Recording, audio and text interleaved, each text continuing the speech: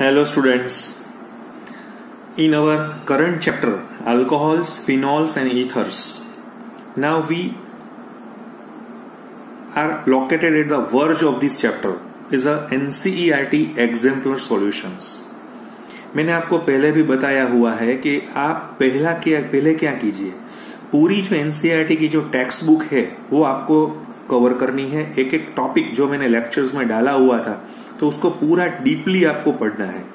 उसके बाद में आपको जो इंटेक्स है, दूसरा एक्सरसाइज है और लास्ट में जो एनसीईआरटी का एग्जाम्पलर का सॉल्यूशंस है वो आपको करना है। तो ये मेरा फर्स्ट फेज कंप्लीट होगा। Those who are interested in JEE और नीट तो उसको पहले तो ये ही करना पड़ेगा। आफ्टर सेकंड और third process which may be start okay. तो पहले आप एनसीईआरटी का एग्जाम्पलर का सॉल्यूशंस जो मेरा नेक्स्ट पोर्शन से अभी जो हम शुरू करेंगे, तो शुरुआत में जो हमें जो 16 एमसीक्यूज दिए हुए हैं 16 which is having a one correct answer, right. So we are focusing on this one correct answer. पहले हमें क्या बताया हुआ है, the monochlorination of toluene in a sunlight. उसमें क्या बोला हुआ है, mono means only one chlorination. Sunlight, the meaning of sunlight means in presence of sunlight, it means free radical reactions की probability यहाँ पे लगाई हुई है। तो जो आपको कंपाउंड मिलेगा उसका बाद में आपको हाइड्रोलाइसिस करना है एक्वियस NaOH के साथ। तो आपको क्या मिलेगा, नो प्रॉब्लम, हमें मालूम है when toluene is react with chlorine in presence of sunlight at 111 degree centigrade temperature, so there is a free radical substitutions where the hydrogen is replaced with the help of chlorine and monochlorination gives benzyl chloride. We know that this benzyl chloride when reacts with a aqueous NaOH, so it's a hydrolysis process where the substitutions of chlorine with OH, it's a nucleophilic substitutions reactions and it's a SN12 because benzyl carbocation is more stable, right, compared to the primary carbocation, so it's converted into benzyl alcohol. So this is about the first MCQ. Next one, how many, what they given, how many alcohols with a molecular formula C4H10O are chiral in nature, chiral in nature. तो आपको इसके लिए मुझे क्या करना पड़ेगा, मैं आपको थोड़ा उसका जो है वो पोर्शंस में आपको अलग तरह से समझाना चाहता हूँ। जैसे आपको ये पता होना चाहिए कि C4H10O है तो उसमें से कितने कितने स्ट्रक्चर्स उसमें इसकी प्रोबेबिलिटी कितनी है। So in the case of C4H10O, so we have a different 4 isomers, so मैं आपको पहले 4 आइसोमर्स में आपको दिखाना चाहता हूं। तो फर्स्ट वन है, जैसे मैं आपको बता रहा हूं, ये फर्स्ट आइसोमर है वो है ब्यूटेन 1ऑल। दिस इज ब्यूटेन 1ऑल, CH3 CH2 CH2 CH2 OH, ये फर्स्ट वन है। नेक्स्ट वन है ब्यूटेन 2ऑल, CH3 CH2 CH CH3 OH, right. Third one है, थर्ड वन स्ट्रक्चर में यहां पे बता रहा हूं आपको, CH3 C CH3 H CH2 OH. The name of this compound is 2-methyl propane 1-ol and last one is 2-methyl propane 2-ol, okay. तो ये इसके फर्स्ट इसका isomers, how many isomers, so 4 isomers they are occur in C4H10O। अब इसमें हमें कीराल ढूंढना है। आपको मालूम है what is the meaning of chiral, the carbon having a 4 different functional group or 4 different atoms, they are attached with those carbon is called as an asymmetric carbon or chiral carbon. So in this case, this is not a chiral carbon, this is also not a carbon, no one. So in this case, no chirality is seen. While in this structure, definitely no chirality that can be found in this carbon as well as, क्योंकि यहाँ पे क्या है, 3 hydrogen common है, ये भी identical है, यहाँ 2 हाइड्रोजन आइडेंटिकल है, तो यहाँ पे भी हो नहीं सकता।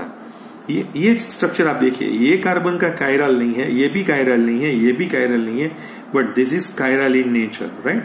जो भी कायरल है तो उसको हम एस्थेटिक की वजह से हम उसको यहां से ऐसे साइन करके हम उसको डिस्प्ले कर सकते हैं, because here in this portion the ethyl is different, methyl is different, hydrogen is different and OH is different in nature. So ये कायरल है। इसमें ये है जो कायरल नहीं है, ये भी कायरल नहीं है, ये भी कायरल नहीं है और ये भी कायरल नहीं है। तो it means that only one isomers of C4H10O which is chiral in nature. तो ये थोड़ा आपको डिटेल में आपको पता चल गया होगा। अब हम नेक्स्ट मेरे क्वेश्चंस की ओर हम अपना रुख करना चाहते हैं। वो क्या लिखा हुआ है कि what is the correct order of the reactivity of alcohols in the following reactions. So आप पहले रिएक्शंस देखिए। Here the displacement of hydroxyl with chlorine. So it's a one type of substitutions reactions with the help of Cl minus. So it's a nucleophilic substitutions reactions. And when we go through this type of the nucleophilic substitution reactions, so definitely tertiary carbocation is more stable than secondary, and secondary is more stable than primary. So our answer is C. Next one. CH3CH2OH, it's alcohol, means ethanol, it's a primary alcohol, can be converted into acetaldehyde by what? So ये यहाँ पे ये बता रहे हैं कि primary alcohol को मुझे एसिटाल्डिहाइड तक ही जाना है, मुझे कार्बोक्सिलिक एसिड में नहीं कन्वर्ट करना है। So it requires a oxidising agent, but हम स्ट्रॉन्ग लेंगे तो वो कार्बोक्सिलिक एसिड की तरफ चला जाएगा, but we have to stop at acetaldehyde. So definitely it's required a mild oxidising agent like pyridinium chlorochromate. ये जो KMnO4 डालेंगे तो वो एल्डिहाइड का भी ऑक्सीडेशन कार्बोक्सिलिक एसिड में लगा देगा, और ये जो दोनों हमने पहले लिखे हुए हैं A और B, वो तो रिड्यूसिंग एजेंट है, वो ऑक्सीडाइजिंग एजेंट है ही नहीं। फाइन। नेक्स्ट क्वेश्चन है वो हमें बता रहा है यहाँ पे। तो अब देखिए नेक्स्ट क्वेश्चन क्या लिखा हुआ है। The process right of converting alkyl halide into alcohols. The process of converting alkyl halide to alcohol, so it means that there is a replacement of X with OH. So it's a definitely substitutions reactions. ये थोड़ा अच्छा question है। Which of the following compounds is an aromatic alcohol? What is the meaning of aromatic alcohol? Where your OH is directly attached to the aromatic ring is called as a phenol. It's not an alcohol, but OH is not directly connected with the ring. Right? If benzene ring is present or phenyl ring is present, but OH is not directly connected with this phenyl ring, so it called as an aromatic alcohol. So this is phenol. Same way, this is also phenol because OH is connected with the direct or OH connected carbon is sp2 in nature, but this B and C both are aromatic alcohol. Next question is a routine process, is a IUPAC name. So give the IUPAC name of the compound given CH3, CHCl, CH2, CH2, CHOH, CH3. We know that the chlorine and hydroxyl both are the derivative, means both are the substituted group. But we know that OH is quite active than chlorine. So we give the least number to the OH. So we give the number to the longest chain from right to left. So we give the number like that. Okay, 1, 2, 3, 4, 5, 6. So the name of this compound is 5-chlorohexantuol. So another example of IUPAC name of phenol, phenolic compound is cresol, metacresol. So we give the number OH is more powerful than methyl, give the number 1, 2, 3. So it's a 3-methyl phenol, or 3-methyl phenol. The name here metacresol is the wrong one. Okay, here the answer is A. Okay, 3-methyl phenol. Once again, 3-methyl phenol. Next one, IUPAC name of this compound, it's a ether compound. We know that the longest chain is like that, 1, 2, 3 or 1, 2, 3, 1, 2, 3. So it's a 2-methoxypropane. Next one, number 10th is a little bit good. Okay, fine. आप यहाँ पे थोड़ा ऐसा सोचिए कि ये क्या हो रहा है यहाँ पे। Which of the following species can act as a strong base? ये ना दोनों तरफ से हम सोच सकते हैं स्ट्रॉन्ग बेस की वजह से। मैं आपको मेरे एक माइनर लेवल से समझाऊंगा, आपको एक्सप्लेन करूंगा, और दूसरा मैं थोड़ा डीप में आपको यहाँ पे एक्सप्लेन करूंगा। ये OH माइनस है, ये OR माइनस है। आपको क्या है, strong base means they donate there lone pair very easily. तो लोन पेयर कब देंगे, तो कि उसके पास ज्यादा से ज्यादा इलेक्ट्रॉन डेंसिटी होगी तो वो देंगे। So in the case of OH and OR we know that this R group is a electron donating group. तो ये R भी दे रहे हैं और O के पास ज्यादा इलेक्ट्रॉन डेंसिटी हो गई है तो ये ज्यादा हो जाएगा। फिर ये फिनाइल रिंग है, तो फिनाइल रिंग वो डोनेट नहीं करती है, वो तो इलेक्ट्रॉन अट्रैक्टिंग ग्रुप है, तो ये तो नहीं होगा। फिर ये नाइट्रो ग्रुप है और फिनाइल भी है, तो नाइट्रो भी इलेक्ट्रॉन अट्रैक्टिंग है और फिनाइल है, तो ये जो चारों में से आंसर है मेरा बी है। दूसरा उसमें एक और भी हो सकता है, जैसे मैं आपको बताना चाहता हूं, एक क्या हो सकता है कि जैसे मुझे दिया गया है क्या, मुझे दिया गया है OH माइनस, दूसरा मुझे क्या दिया हुआ है OR माइनस, नेक्स्ट वन मुझे दिया गया है O माइनस C6H5 और लास्ट में मुझे दिया गया है ये स्ट्रक्चर है मेरे पास NO2 और O माइनस। तो मुझे क्या करना है, तो उसका कॉन्जुगेटेड, ये जो मुझे स्ट्रॉन्ग बेस का मुझे बताया हुआ है, मैं उसका कॉन्जुगेटेड कर देता हूं। The meaning of conjugated means you have to convert into conjugated acid और कॉन्जुगेटेड बेस, राइट। तो मैं उसका क्या कर दूंगा, तो कि इसका कॉन्जुगेटेड बेस में डाल देता हूं। मीन्स कॉन्जुगेटेड बेस क्या होता है, जैसे मैं इसमें H+ डाल देता हूं तो H2 हो गया, ये क्या हो गया अल्कोहल हो जाएगा, ये क्या हो जाएगा फिनोल हो जाएगा, और ये क्या हो जाएगा यहाँ पे नाइट्रो ग्रुप है और ये OH। तो आपको तो मालूम है, तो उसमें से स्ट्रॉन्ग एसिड कौन सा है, ये तो ये तो वाटर तो नहीं है, अल्कोहल तो हमने बोला था वो तो वाटर से भी कम एसिड है, मीन्स वीक एसिड है। फिनोल एसिडिक है, ये थोड़ा ज्यादा एसिडिक है, तो उसमें से कम ये क्या हुआ, ये वीक है ना, तो उसका कॉन्जुगेटेड बेस क्या होगा, स्ट्रॉन्ग हो जाएगा, तो भी आंसर हो जाएगा। ये अच्छी सोच है। आप अगर इसी स्टाइल से चलेंगे तो आपको JEE में कोई प्रॉब्लम नहीं होगा। लेकिन मैं सोचता हूं ज्यादा से ज्यादा स्टूडेंट्स है ना, वो इसी तरह से जो मैंने फर्स्ट एंगल समझाया था ना, उसी वजह से ही चल रहे हैं, लेकिन वो उसको ज्यादा सपोर्ट नहीं करेगा। थोड़ा जो जैसे उसका हार्डनेस वैल्यू बढ़ेगा तो उसको यही पे ही आना पड़ेगा।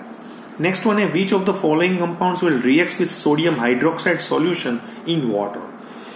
तो हमें मालूम है फिनोल है वो एसिडिक है definitely, but this is benzyl alcohol, ये अल्कोहल है, ये भी अल्कोहल है, ये भी अल्कोहल है। तो ये जो अल्कोहल की कंपेयर में फिनोल है, तो due to resonating structure 5 resonating structure we know that they having a partially double bond character, so यहां से H रिलीज हो जाएगा, तो यह मेरा आंसर हो जाएगा।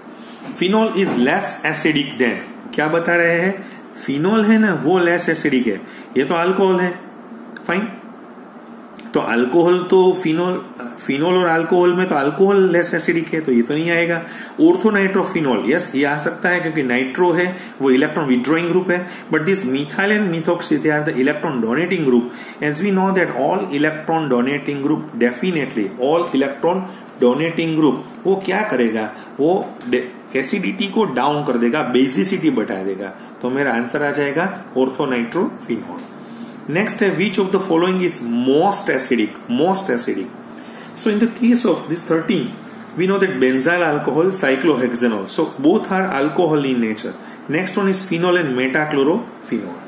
So alcohols are less acidic than phenol. तो ये तो alcohol तो निकल जाएगा. Further, this electron withdrawing group, this metachloro group, which is increase the acidity of phenol. But this chlorine group is due to inductive effect, minus inductive effect. So definitely they increase the acidity. So our answer is D.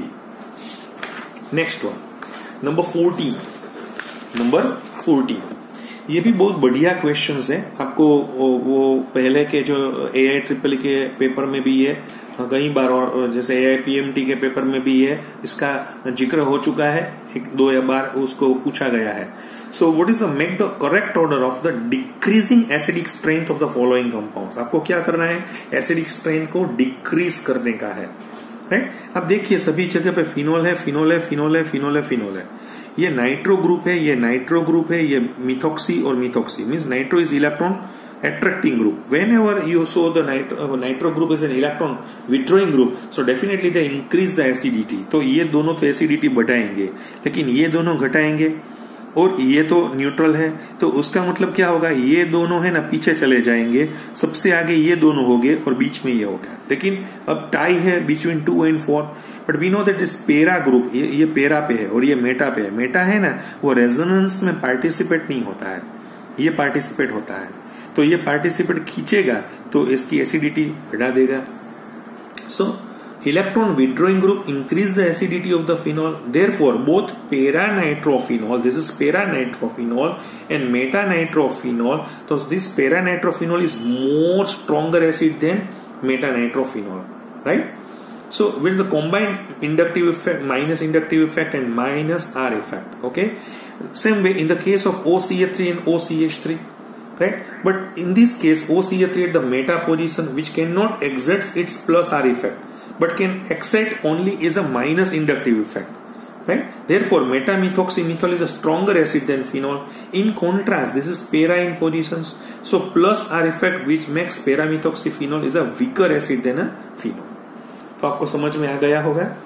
Next one, mark the correct increasing order of the reactivity of the following compound with HBr और HCl. आपको क्या करना है इसमें से, ये OH हटा के हमें HCl या HBr डालना है, यानी इस सब्स्टिट्यूशन रिएक्शंस, इस न्यूक्लियोफिलिक सब्स्टिट्यूशन रिएक्शंस. तो हमें ये सोचना है कि ये OH निकलेगा तो ये कार्बोकेटाइन हो जाएगा, राइट? तो जैसे सभी में लगा दो, तो हमें ये जानना है कि ये तीनों में से बढ़िया कार्बोकेटाइन कौन सा है. तो हमें कार्बोकेटाइन का जब भी टॉपिक मेरा चल रहा था तो हमने सोचा था कि ये nitro is a electron withdrawing group. Any electron withdrawing group definitely they increase the carbocation capacity. Okay, so इसका मतलब क्या हो गया इसमें कि in this all three benzyl alcohols reacts with HBr and HCl through intermediate formation of carbocation. Obviously, more stable the carbocation, more reactive is the alcohol. Now, electron withdrawing group like nitro, chloro, okay, they etc. decrease the stability of the carbocation. So this nitro and chloro, but nitro is a strong electron withdrawing group than chlorine. So the order is like that: 2, 3, and 1. Next one. Arrange the boiling points in increasing order of the arrange the following compounds in increasing order of boiling point. हमें boiling point का increasing order डालना है. हमें मालूम ही है the boiling point increase as the molecular mass of the alcohol increase.